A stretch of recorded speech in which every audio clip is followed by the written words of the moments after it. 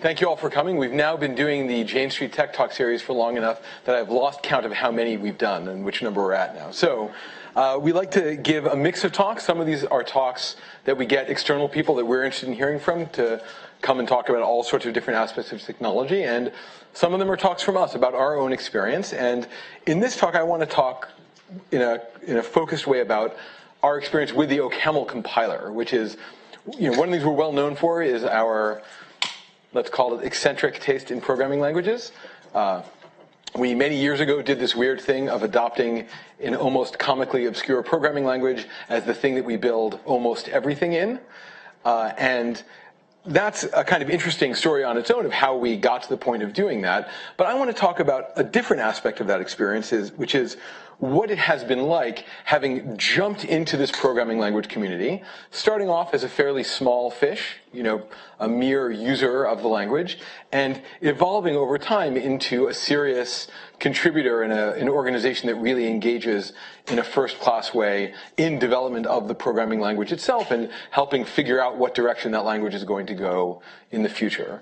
And I think that will tell you some things about the OCaml compiler and language itself, and just some things about what it's like working with a language ecosystem like this one. And the Jane Street's experience here is a little unusual because, first of all, you don't find a lot of companies that have made, deeply idiosyncratic choices about programming language technologies. On the whole, companies tend to be fairly conservative in the programming languages they pick. And even when companies have weird programming languages they use, they're often the weird programming languages they wrote themselves, right? So you have Google has Go and Apple has Swift and things like that. And in those kind of circumstances, the company has a much more direct control end-to-end, often from conception all the way through to the last day of execution of how that language works and how it's defined. And the experience here is different. Here we came into OCaml, kind of as that's not really a good property, is it?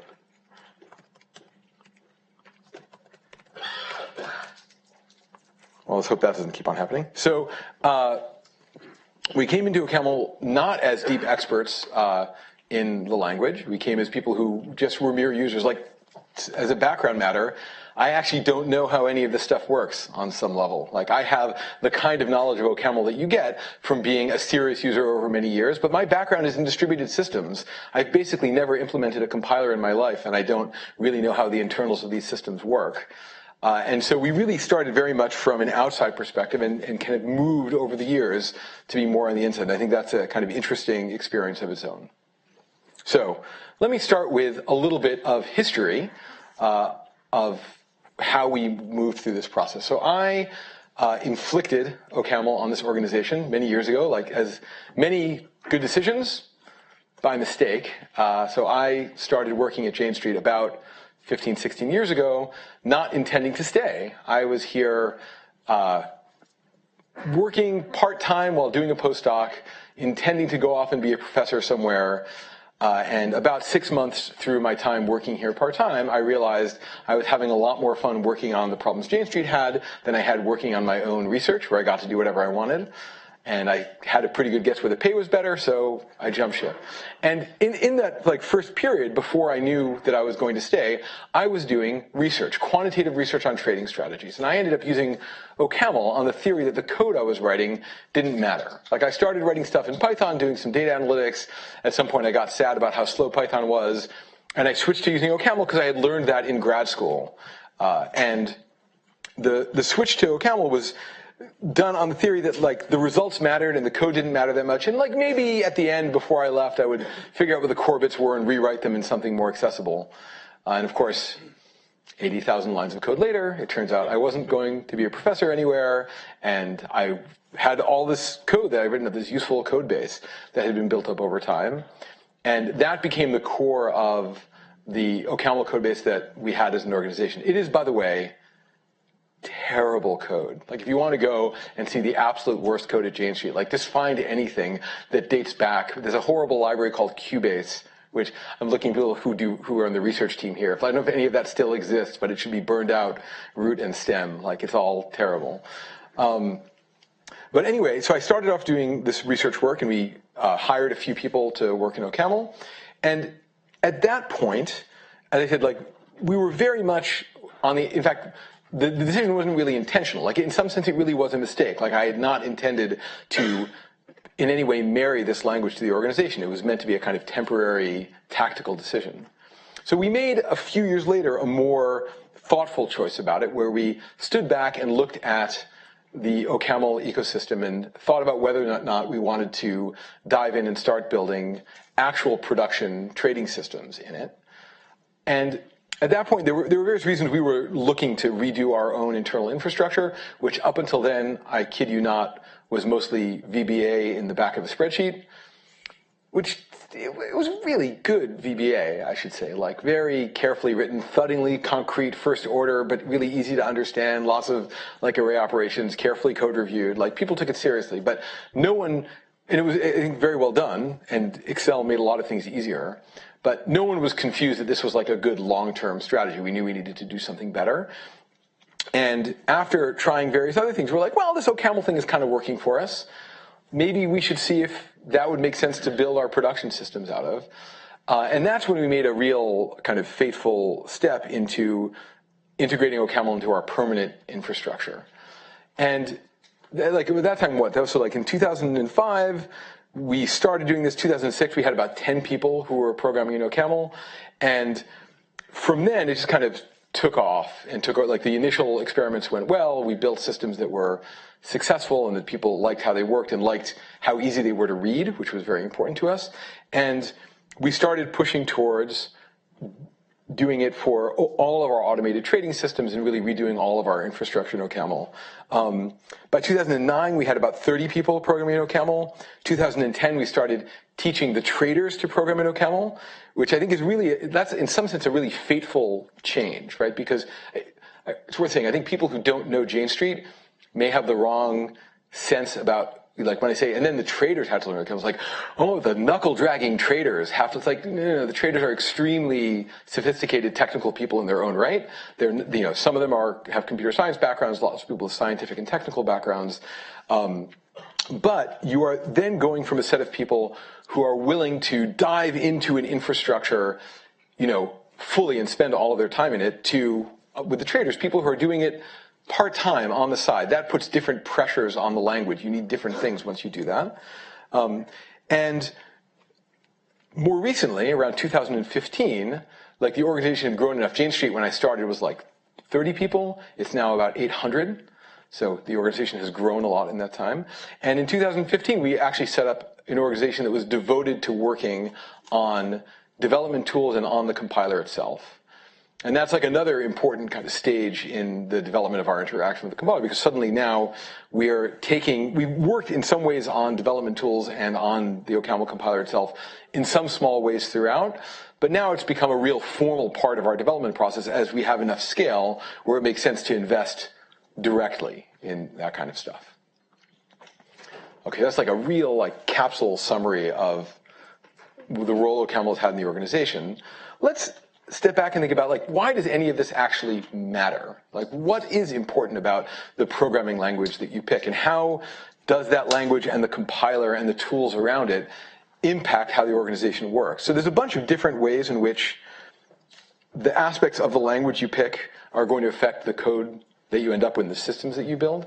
There are obvious ones. Performance is a clear one, right? There's a big difference between building a lot of systems where you're writing them all in Python and when you're writing them all in C, right? There's the terrifying interpreter loop that you go through, which has somewhere between a factor of 60 and 200 slowdown on whatever you're going to do, and the kind of very big differences in how memory layouts work in different kinds of languages. It can really affect the performance of the programs you write, and also, I think in a way, an important thing that people often don't realize, the predictability of the performance of the programs that you write. I think that when you think about the semantics of your code, the meaning of the programs that you write, there's the meaning in the sense of what values does it produce, what things does it do, what actions does it take. But there's also the performance semantics, right? What does it make the machine do? How much time do different kinds of actions take? And different programming languages and different compiler systems lead to quite big differences in how predictable that performance is. If you want to take a kind of extreme example, think about SQL.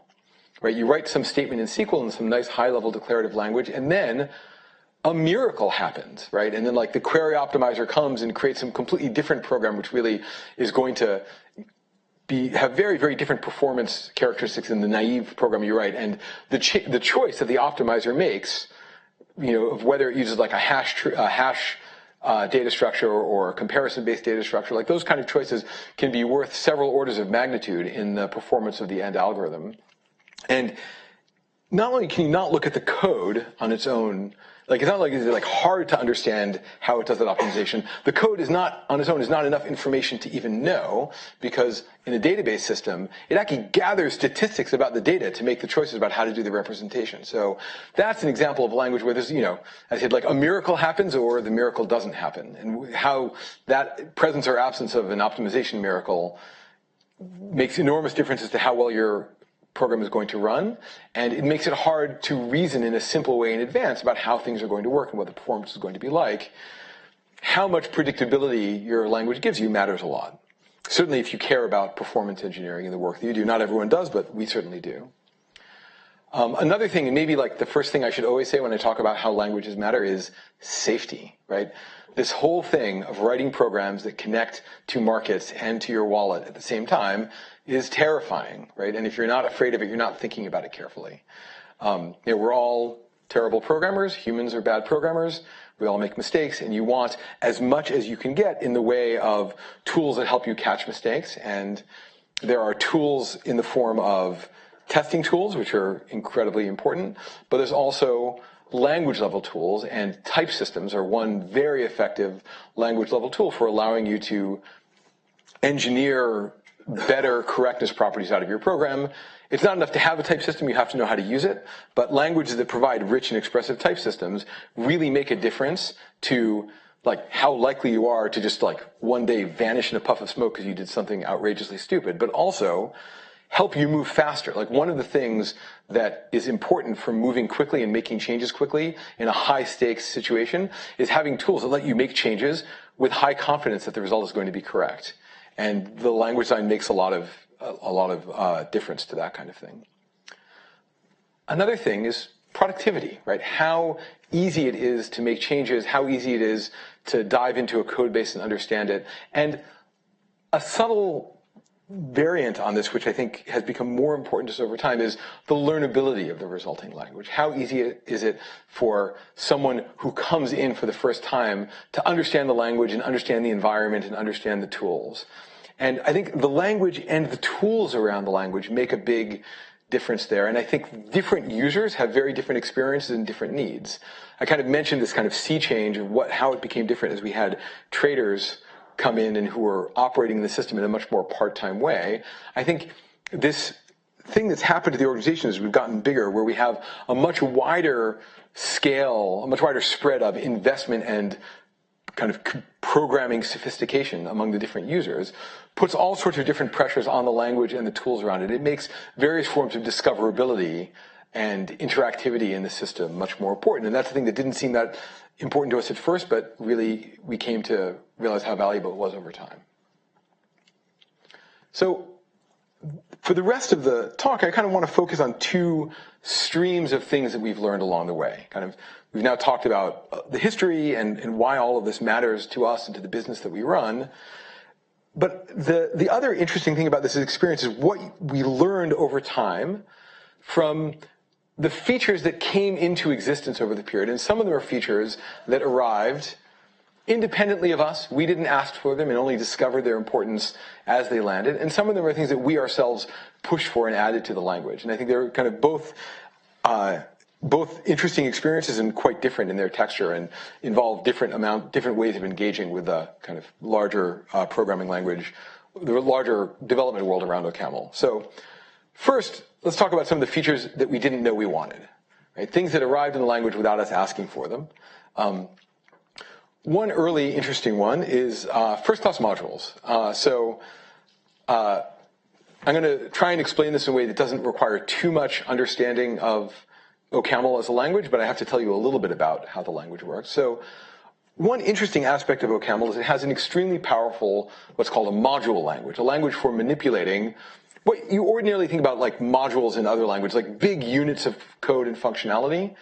OCaml has all sorts of powerful tools for expressing like what the shapes of these are, the signatures of them, and then tools for transforming them. Things like, there's a tool called a functor, which is essentially a function from a module to a module. You can create new modules from old modules in programmatic ways. It sounds a little bit like macros, but instead of being macro-oriented in the way that, say, templates in C++ are, it's all highly integrated and kind of safe in the type system in a way that the things like C++ templates are not. But this very expressive module language is a kind of totally separate thing from the ordinary value-oriented language. So if you want to transform ordinary values, you have functions, and you have this completely separate thing called functors for transforming modules. And functions can't take modules as argument, and functors can't take ordinary values as arguments. And there's this fairly sharp striation between the two, but they're both useful and powerful parts of the language. First-class modules were a feature that arrived at a point where I had imagined this was like a really hard thing to do. If you've used a classic ML-like language for a while, you think of this break between the two parts of the language as a kind of fundamental part of the granite that you walk on. It's like, oh, of course, there's the module language and the regular language, and they're separated probably for good reason that those programming language people understand, but I didn't understand. And then one day, a guy named Alain Frisch proposed some changes to OCaml to add first-class modules, which is just the ability to take a module and kind of package it up and stick it into the ordinary value language. And the thing that this allows, it allows you to use the same kinds of very powerful abstractions you have for manipulating modules to use them in a more dynamic way. So one of the properties of the traditional module language is it's very static. You kind of have to know in advance at compile time exactly which module is being packed in. So you can't just kind of dynamically look something up and decide which module to grab and choose it. And with first-class modules, suddenly you could do that. And a whole bunch of idioms that we had done in awkward ways before suddenly became much easier. In fact, various things that you might think of as kind of traditionally like more object-oriented idioms, where you have some kind of complex system with lots of different components that you want to be able to freely plug in together in an easy way. Suddenly, we had awkward ways of encoding them in the past. Suddenly, they became much simpler to encode. And this allowed us to rewrite big systems that had real modularity problems and make it so that they were suddenly much easier to extend and expand. Like there was an experience we had after first-class module landed of a trading system that we had built, which had a bunch of different components that were all feeding in together to build a big computation graph to compute some fair value of some security. And the original design had a bunch of manual like wiring work you had to do. There's like a little horrible runtime in the middle where you had to kind of express how everything got wired together.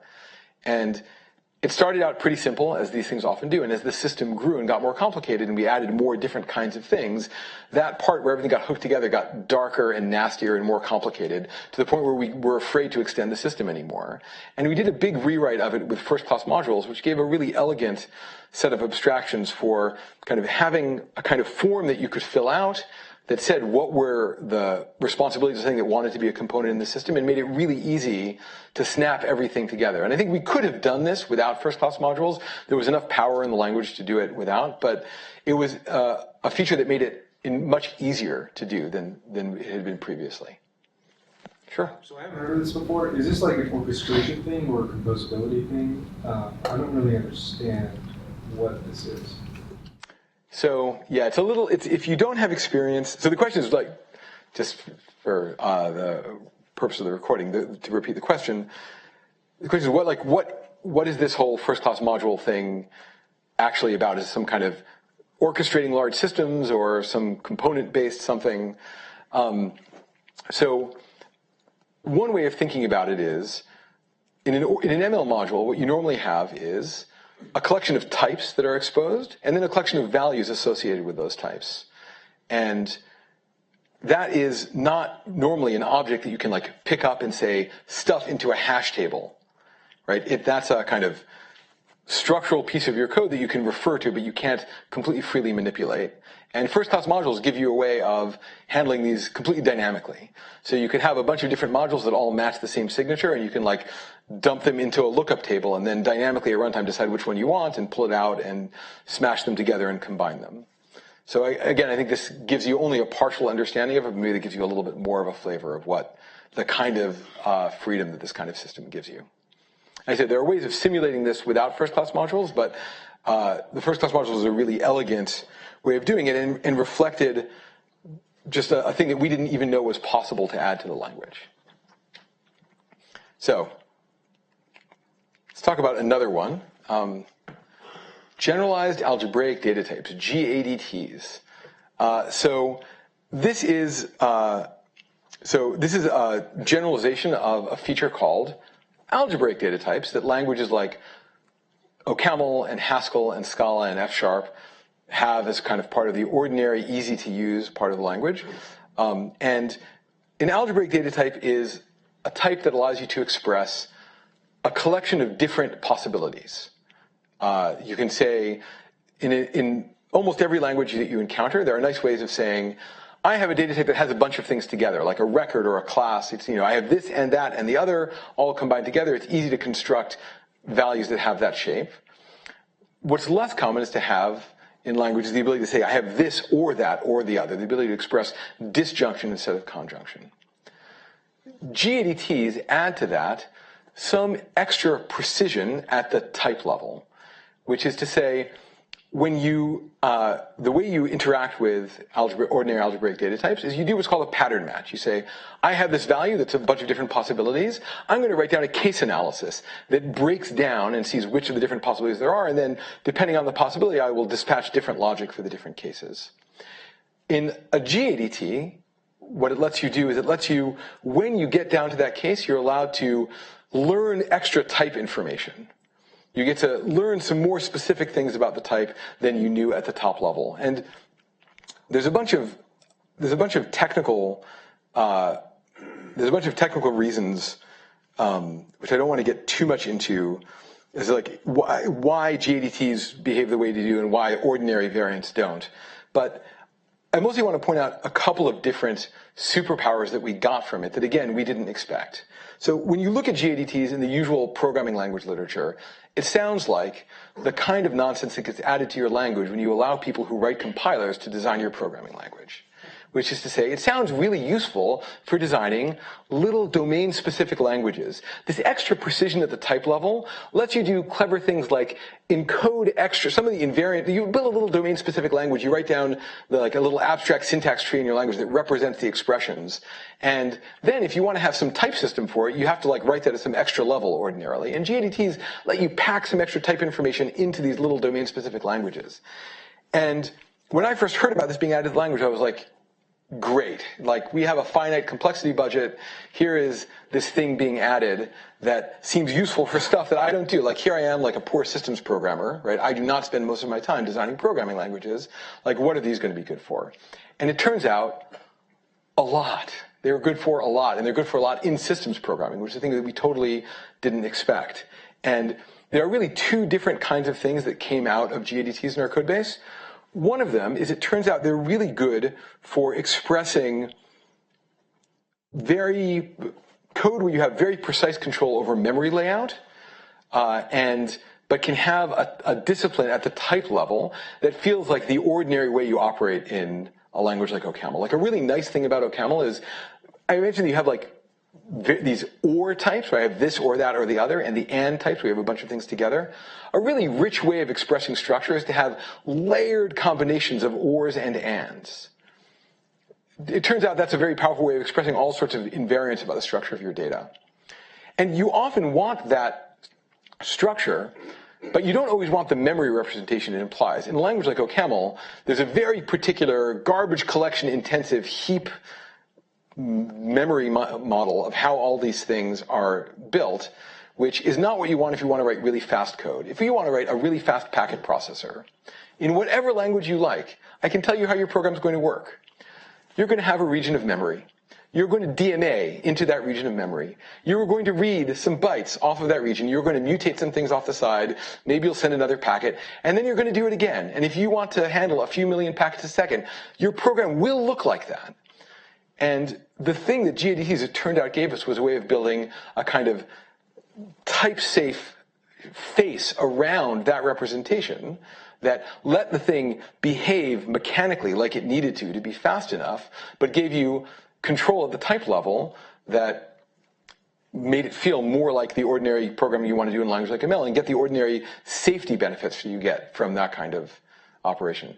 The other thing, which I'm not going to go to as much, is GADTs give you a nice way of providing what are called existentially quantified types, which is a really like pointy-headed PL way of saying it. But the kind of very short capsule summary of it is, most of the time in a language like ML and like OCaml, you talk about type variables, generic code that operates. You say this operates over any type, right? This function can modify lists no matter what type they are, and that's very useful. But sometimes you want to say, I want to operate over, a message of an unknown type, but there's just one unknown type. I don't know what it is, but there's only one thing. So sometimes it's universally quantified, sometimes it's existentially quantified.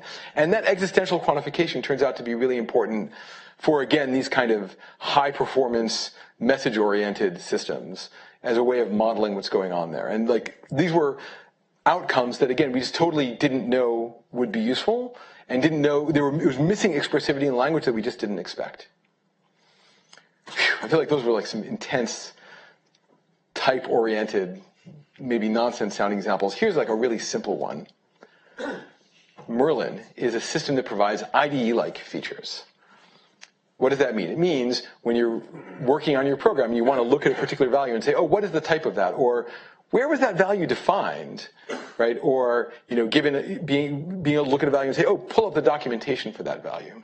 And when I started here, and for a long time, I sort of thought, oh, we don't have that stuff, and it doesn't really matter that much. Like, the language is nice enough and easy enough to use. It kind of makes up for the lack of all these fancy Visual Studio, Eclipse garbage, IDE-like things. We just don't need it. And I think that was just like the Stockholm Syndrome talking, right? I think a thing that you get used to is whatever it is you have, right? I think one of the things that I find surprisingly makes it hard to reason about what the right way to operate in a programming language is that your mental model of how to build programs is constructed out of your experience building programs in the environment that you're in. And it's easy to get used to missing a tool.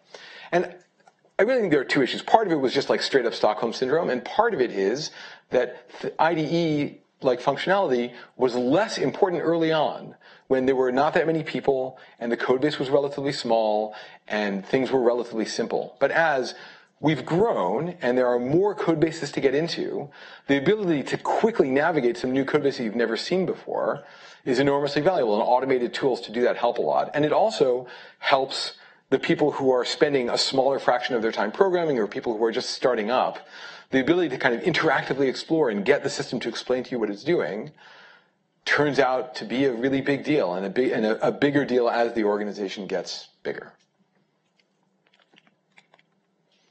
Here's another thing we didn't ask for. PPX, which doesn't really sound like anything, so I should explain what's going on. So this is really all about how you do metaprogramming. And not everyone does metaprogramming, but on some level we all should. Like, metaprogramming is an incredibly powerful technique. Metaprogramming is just kind of in its simplest form where you write code to generate code. And you don't want to be doing that all the time. It is harder to reason about programs that write programs.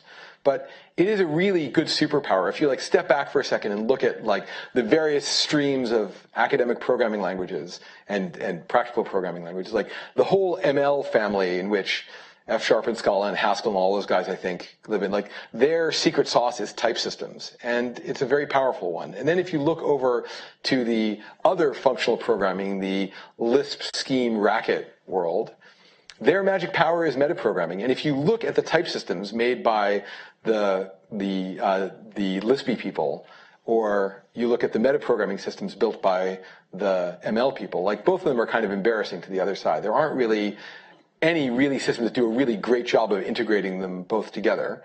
And OCaml had a metaprogramming system. It was extremely valuable for us, but it wasn't great. It was called CAML P4, and it, in some sense, sounds awesome when you first hear about it. CAML P4 came with a separate implementation of the OCaml parser, but an extensible parser. So if you say, I want to extend OCaml with new syntactic constructs, and I can make whatever syntactic constructs I want and just change the language in arbitrary ways with this nicely designed extensible parser. And that's kind of cool, and we use that. So we use that, for example, to add little annotations to the syntax. So we could define a type and say, with sexp, where sexp is short for S expression. And the idea was like I would declare a type and say, you know what? Write for me automatically the serializer and deserializer into this S expression form, which is a particular serialization format. Think like JSON, but better and from the 50s. So simpler, indeed, and from the 50s. And that was an incredibly powerful tool for us because it meant all sorts of cases where we would otherwise need to do a bunch of boring and error-prone hand coding of these serializers and deserializers, we could replace with a system where we just once carefully wrote out a thing that automatically generates those for us. So it's great. What is there to complain about? We have a metaprogramming facility. We can extend the language in whatever way we want. So it turns out this is really at odds with the desire to have good tools for your language. Because if everybody can write their own extension to the syntax, there's no shared agreement as to what the hell the syntax is. So if you like go back a slide and look at Merlin, how does Merlin, like Merlin is a thing that's supposed to like look at your code and like infer types and figure out what's going on and be able to give you feedback. How does it even know what the hell is going on? It turns out what Merlin did is it had its own hacked up implementation, its own like weird extended parser where it had just implemented like the popular CAML P4 extensions. And it just kind of knew enough about them to fake out the types just far enough to get the feedback that you needed. Let's say you want to write an auto indenter or an auto formatter. It's like, yes, but for which syntax, right? There is no syntax, so you can't write a lot of the tools. Even a syntax highlighter, it's not clear what to do. So PPX was a move that in some sense took the OCaml syntax extension story and took it one step closer to the good story that Lisp systems have. I should say, if there are any Lisp people in the room, I know there are some in the world. I don't mean to say the OCaml metaprogramming story is at this point good. I just mean to say it's like a little better. And the way it's been made better is it's more Lisp-like in the sense that in Lisp and all of its descendants, these kind of syntactic transformations, these macros operate as functions from the abstract syntax tree to the abstract syntax tree, right? There's a well-defined syntax that everyone agrees on, and you don't have this thing of a like weird parser where you get to write any concrete syntax you want for the vast majority of these kind of macro expansion rules. And then in the PPX world, what we basically did was the same thing, where we said, you know what, everything is just going to be a function from OCaml's abstract syntax tree to OCaml's abstract syntax tree. But that's not expressive enough on its own because, you know, I might want to put in a little annotation that says, ooh, like right here, please write for me the S expression serialization deserialization code. So I need more space in the shared syntax to do things like that. So a bunch of new annotations were added, what are called extension points. So the syntax was grown to add a bunch of different things that you could say in the syntax that had no meaning. Right? The compiler did not know what any of these annotations meant, but it was just extra space in the syntax that could then be used by the system for doing syntactic transformations to guide the transformations that you would in the end do. So again, this was, I think, people elsewhere in the OCaml community realized that this was important, and that it was specifically important to rationalize the tooling story and to get rid of a lot of the technical debt that had been built up on top of CAML P4. And I think one of the reasons that we were nowhere near realizing this was important is our own engagement with the tooling at that point was still fairly limited, right? We were still much more in the user stance. Okay, so that's like a bunch of the stuff about things that happened to us along the way. I should point out, most of them good. I actually don't, one nice thing about OCaml actually as a development group, as a culture, is that the language has grown conservatively. It mostly doesn't get stupid features added onto it that you then later regret. It did early on, like I still kind of sad about the object system, which I wish had never been added. But overall, and there's like, you know, a few other corners I could complain about, but especially, you know, after the first few years, you know, early on, there are grad students with PhDs to do, and they all need to write papers, and every paper has to extend the language in some way. And at some point, you have to have the realization that just because they got their PhD, it doesn't mean you have to merge their feature, right? And eventually, the OCaml universe figured this out, and the development has gotten much standard from them. So there aren't a lot of features that have landed that I'm sad about, and that continues to be the case today. Okay, so since then, we've, as I said, changed our stance that we're much more active in developing OCaml ourselves. Like, for a long time, we did almost nothing, and then we spent time talking to the OCaml development team, and then after a while, we spent time actually working at hiring more people who had been on the inside of that process and having them work on changing the compiler. And so one of the things that we built in this time is a thing called SpaceTime. And this was a thing that was intended to fill a hole in OCaml's tooling. So SpaceTime is this was, I think, done by people at OCaml Labs, just as a kind of, we made a fun t-shirt out of this. But the point of SpaceTime is to give you a precise memory debugger, basically the ability to run a program and look at a snapshot of the heap and know from which place in the program every single thing on the heap was allocated. And it's worth noting, when you ask the question of like, from which point in the program, you might wonder what that means. Like, you could just say, oh, I want to know which source code location. But that's a terrible answer to the question, it turns out. Because, for example, you might discover, oh, there's this point in the code where, like, elements of lists are allocated. And we have a lot of list elements, so that point in the source code allocated all the list elements. But that doesn't tell you anything, right? Just because all you know is you have a lot of list elements. What a more useful piece of information is to have a stack trace, to be able to see which stack trace has allocated which pieces of code. So you can get like the moral equivalent of flame graphs that give you a breakdown of like where and from which path through the kind of call tree was a given piece of allocation arrived at. But stack traces are kind of big. So the idea of if you're going to like actually attach a stack trace to every single thing on the heap, that program is not going to run fast at all. So SpaceTime is all about having a fairly clever data structure, a kind of stack trace tree that keeps track of all the different possible stack traces and gives them unique integer identifiers. So you can just put those integer identifiers on the individual spots on the heap. It turns out in most programs you don't explore that many different stack traces. You have to do a little careful stuff around infinite loops. Like if you have a tail recursive loop, you don't want to just have an unboundedly long stack trace at which the allocation happens. So there's some careful tracking of that looping behavior. And it's a very powerful tool. And it's a thing, in fact, memory allocation is something that's gotten a lot better over time, although there's still significant ways to go. SpaceTime is one tool along a spectrum of different possible tools that you want. SpaceTime is the good hammer if what you want is to know exactly the heap and understand every single thing that's been allocated. But it's still, even with all the optimization there, it's still kind of expensive, and the analysis can be expensive. We actually have like special boxes with extra RAM just for doing analysis on a SpaceTime run, because that itself can eat up a huge amount of RAM. And there are cheaper things that you can do if you're willing to do statistical sampling. So one thing we're now working with other people on is trying to kind of extend this to have a richer family of different choices of how you do memory profiling. But I guess one thing this reflects is, as we've grown and needed to do bigger and more complicated programs, we've had more need for being able to analyze these programs in an effective way, and tools like this help a lot. Another related project is there's some work to make OCaml debugging, I guess, to make it awesome or to make it not suck, depending on your perspective.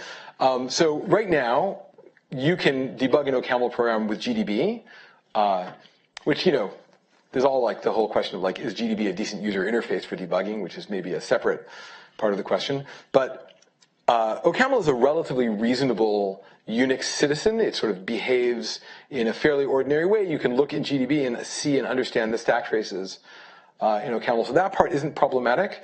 But if you want to look at the values and inspect them, or you want to go and you stop some piece of code, and now you want to run a function from your program, like none of that works. And so we've been doing a lot of work and actually hoping to get a bunch of this work into the upcoming 4.08 release of OCaml to try and and basically put into OCaml more support for integrating with GDB. And in fact, there's a kind of dual part of this project is extending OCaml itself, so it can generate binaries that are more debuggable, and also extensions for GDB itself, and in fact, a generalized extension that can be plugged into GDB or LLDB or any kind of debugger to give you both ends of this, both the instrumentation at the compiler level and the hooks at the tool level, so you can have a really full debugger experience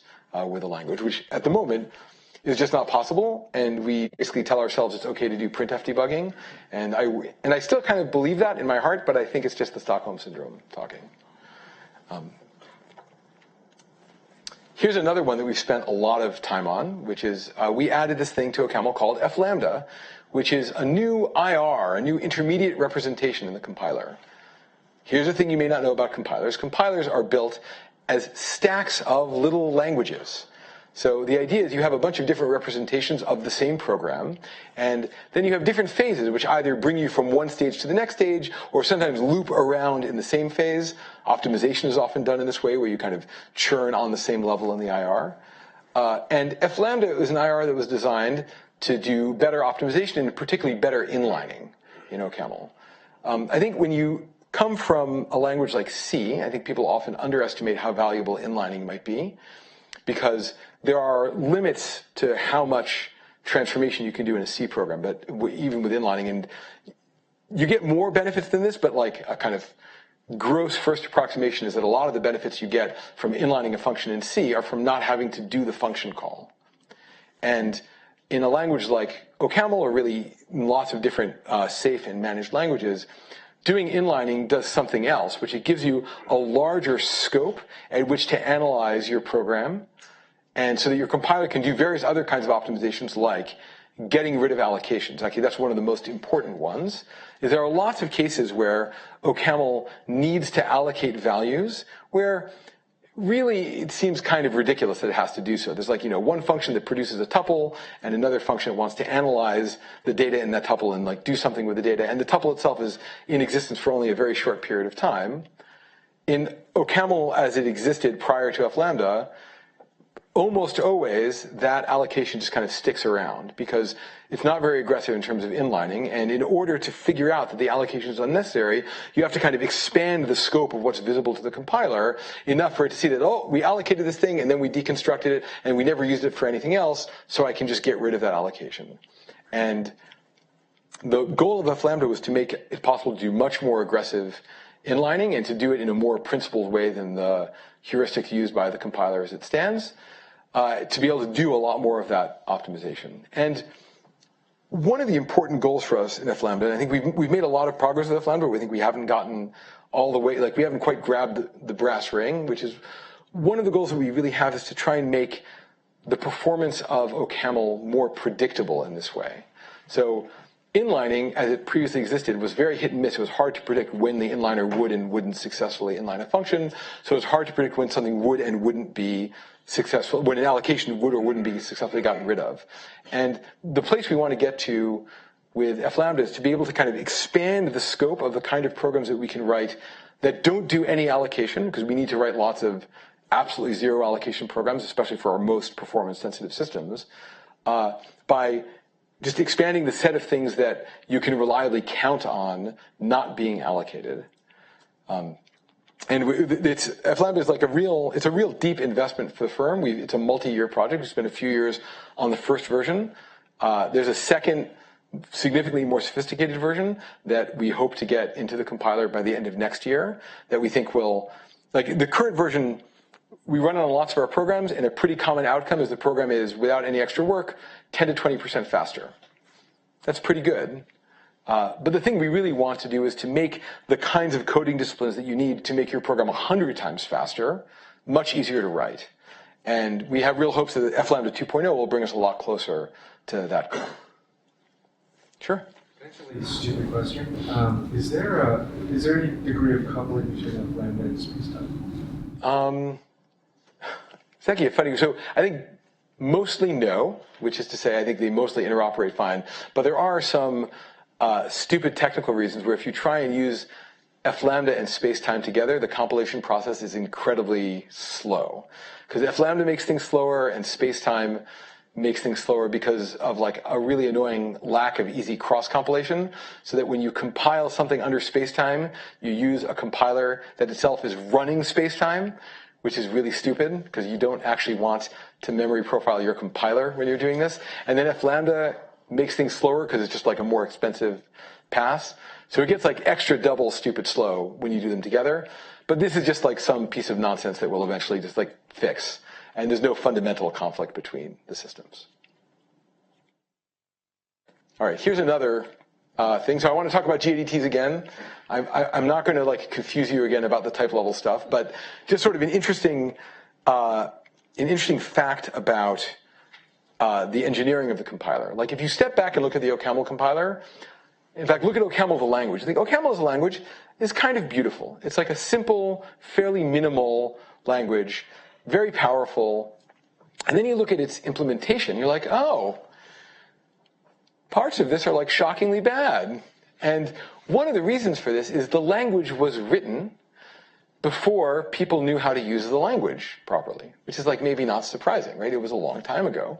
You know, OCaml was written like in the mid-90s, and they were all still fairly new to using this language. And things that we think of as like obvious, like best practices that of course you would use, weren't obvious to them, like for obvious reasons. And there's lots of engineering problems in various parts of the system. And one of the things that we discovered with GADTs as we started using them more is that they were a little creaky. Like they felt like they had not been, like you pick up, you know, some piece of the core, the most well-honed part of the language. You think this is like, you know, a beautiful, well-balanced thing. It like is beautiful and works great in every possible way, and you know all the pieces are smoothly oiled. And like you pick up some parts of the language, and you're like, oh my God, has anyone ever used this thing before? And why does it make that terrifying noise when I turn it, right? And the module system actually feels a little this way.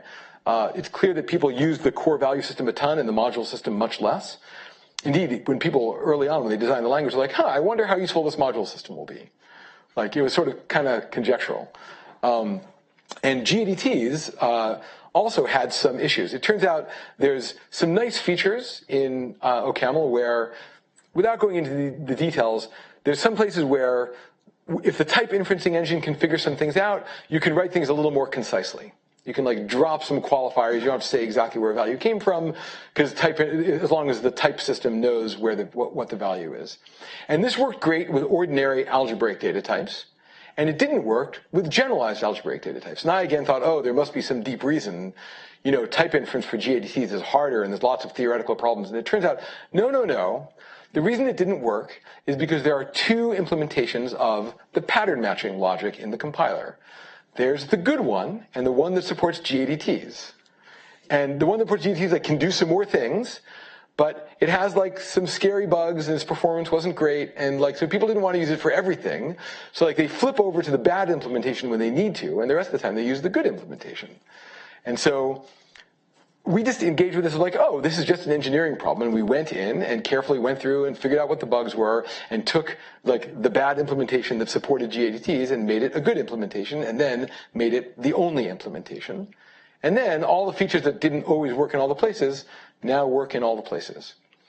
And I think just one of the lessons here is like, sometimes the things you do are about like fancy, clever, new ideas, and sometimes the things you need to do in a language like this are just apply some elbow grease, right?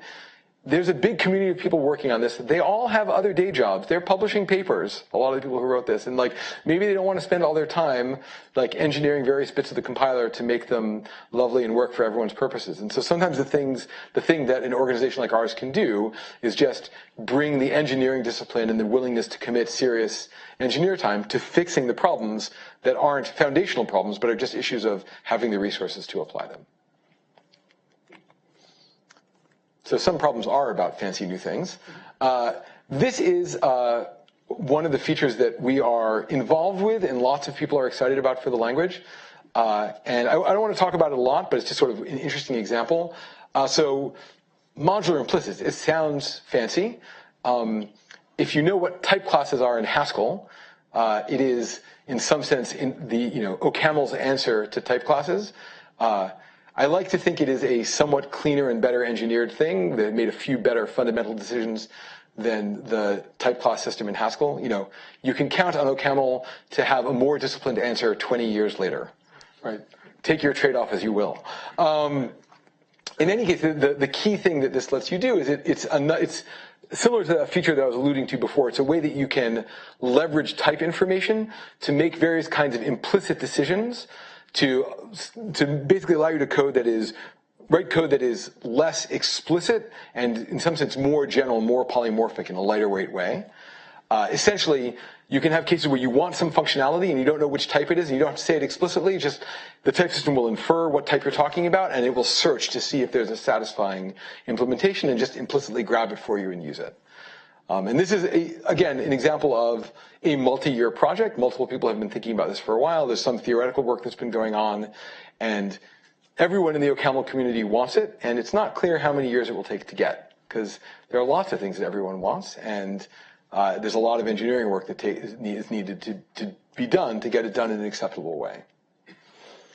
Another super fancy thing that everyone wants is typed algebraic effects. This is a way of tracking effects. What are effects? So in a language like Haskell, you use these things called monads. I'm not going to talk about this for too long. These things called monads for keeping track of where you're doing side effecting things like sending network packets or mutating state and things like that. And you can have a clean way of separating out the effectful part of your code from the non-effectful part of your code. Algebraic effects are another way of treating effects in the context of a functional programming language. And typed algebraic effects are a type system on top of that to allow you to track where these effects are used. And it can be used for the sort of newfangled algebraic effect idea is there to allow us to do cool things like have a big concurrent multi-core system with a scheduler that's not baked into the system, but anyone can just write their own scheduler. So special kinds of effects are used for some of those tricks. But the type level control allows us to track types the whole way through. So it allows us to retrofit OCaml as a language where you can actually separate pure code from imperative code all the way down and do it shockingly in a backwards compatible way. So this is, I think, a really interesting language feature. I feel like this is one of these features where we're working on we're mostly working on because some of the people who work in our Tools and Compilers group are among the people who helped develop the initial proposals for doing this, not because it's an internal firm priority. And I feel like I sit kind of halfway on these kind of features. I can see that they're useful, and I don't know how I'm going to come out the other side of the Stockholm Syndrome. Right? It's a cool idea. It theoretically makes a lot of sense. I can see some advantages. It eats up some of the complexity budget. Is it going to be worth it? Don't know yet. Right? I think part of the thing you learn here is that you don't really know how things are going to turn out, and you really have to, in some ways, trust the judgment of the people who are kind of thinking hard about this and see, the last 6 things they suggested, did they turn out well? And think how that suggests to you the next ones are going to turn out. So, a few kind of quick big picture thoughts of what are our actual priorities in terms of things that we want to do, ways in which we want to push the tool stack and the compiler. So one thing is pushing for better usability throughout the entire stack. So we've had a pretty good tool story internally, and the OCaml world's tool story more generally has in various ways lagged behind historically. There are a bunch of ways in which it's easier to be an OCaml developer inside of Jane Street than outside of Jane Street. We experienced this a lot where interns would come in having taken a class, at Princeton or Cornell or various of these other places where they teach OCaml, and then they come in and use OCaml internally. Like, oh, it's much better here. Why can't it be this good outside? And there's been the reverse thing of sometimes people have developed really useful stuff externally, like Merlin, which again was created not for us, or another thing, OCaml format, which if you know the Go ecosystem, OCaml format is like a Go format, like opinionated formatting tool. That was created by Facebook, not by us. And over time, we've, I think, really come to value the ways in which we can make the ecosystem better by merging more the internal and external system. So one of the things that we've had for a long time that's been really good is we have a really good build system story. I have various complaints I can make about our internal build system, but overall, it's kind of great. It solves a lot of problems. It's very well engineered. And we ended up making a kind of open source version of, the internal system is called Jenga. We made an open source version of Jenga called Dune. Like many good things, I said, we made it kind of by mistake. We sort of tripped and wrote another build system. What happened was there's this open source release process that we had because we release a lot of open source code, like 500,000 lines of the stuff we have internally is out on GitHub, and pushing that out constantly with every release can be painful because the external build tools were kind of terrible and in any case different. So we had to, with everything we open sourced, rewrite the build rules. So internally, this tool Jenga had little files called JBuild files, which were the specifications for the build that end users wrote. And we thought, well, or in fact, a guy named Jeremy Domino in our London office thought, well, maybe what I can do is I can write a JBuild interpreter, like not a real build system, just like a little build system that just, doesn't have to do incremental builds or anything. It just has to do builds portably and fast. And then we could release our packages and people could build them and use them and it would be great. And then we won't have to do this horrible thing of rewriting all our build rules all the time. And he made the terrible mistake of making that system really fast. Like it was 5 times, like you took a thing that was using OCaml build and you ran it under what was then called JBuilder until Borland objected, or rather the ashes of Borland. I don't know who acquired them, but anyway, also JBuilder sounds like a Java IDE. It's not a great name. But you can see why we called it JBuilder. It's a thing for building from JBuild files, right?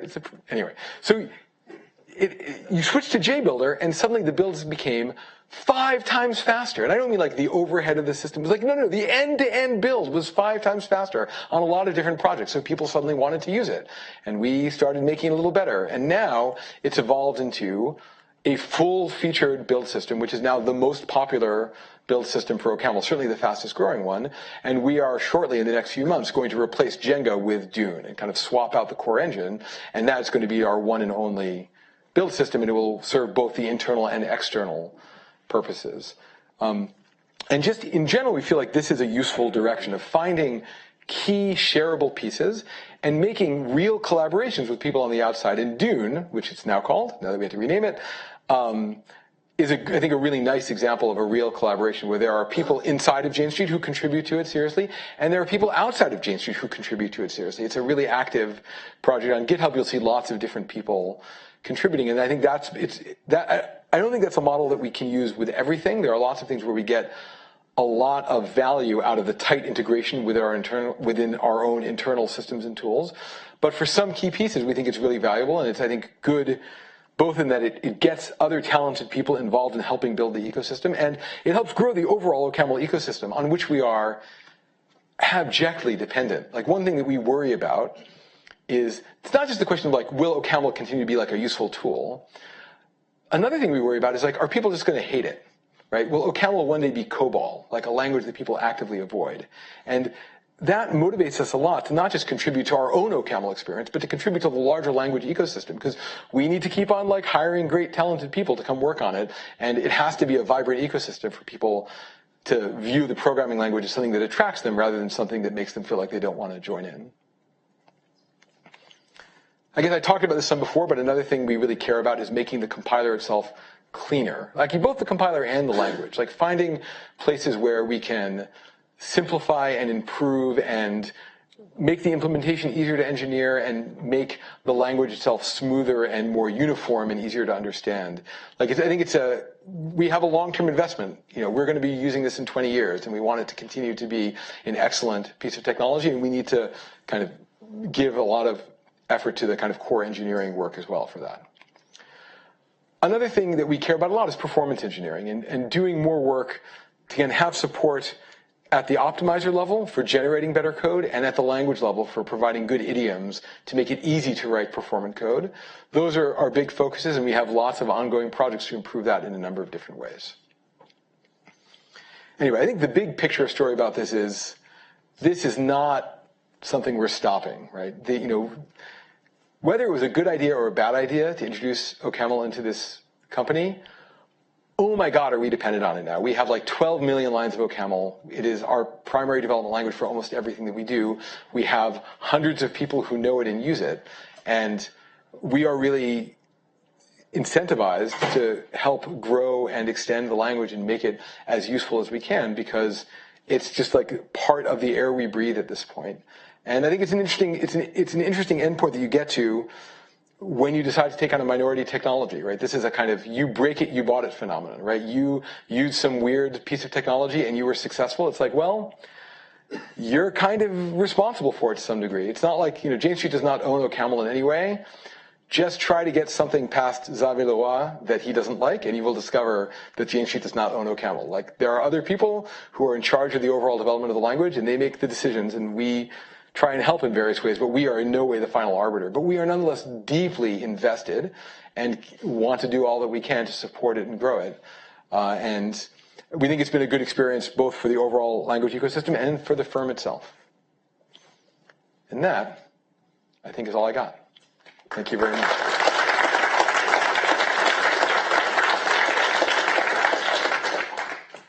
I'd be happy to take a few questions, if anyone has.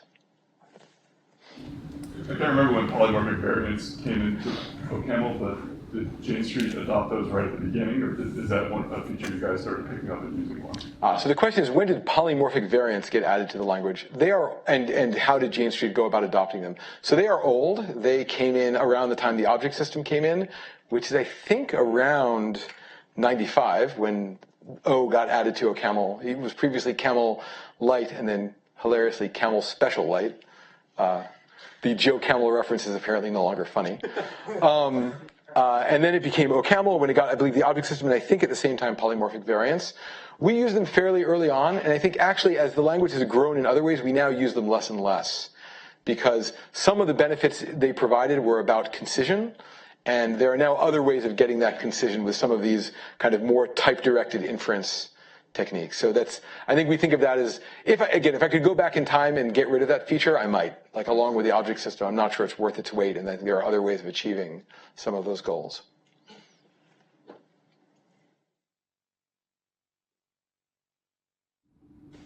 What's the history on the compiling to native machine code for certain CPUs? Was that you guys that built most of that, or is that? No.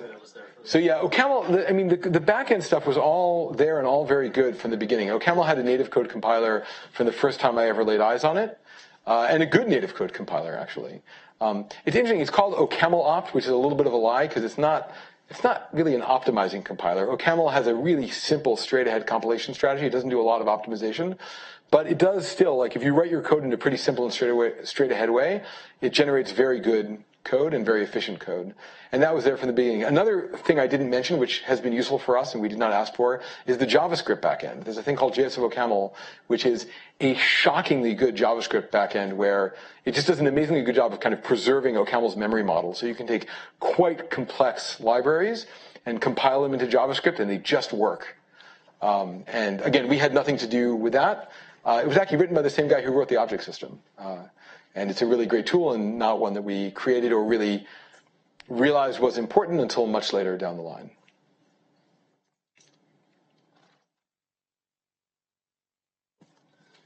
Any go materials to learn more deeply the compiler of OCaml? Like any books or thesis that you can read to better understand the internal? So I think OCaml itself, I don't think there are any really good available guides for understanding the compiler. I think if you want to understand compilers in general, like there's Benjamin Pierce's Types and Programming Languages, TAPL, and that's a great book. But I don't think I have a good recommendation for a great source for learning OCaml itself, which is not a great fact, right? It would be nice if there were such resources out, but I think there's nothing really good for that I know of.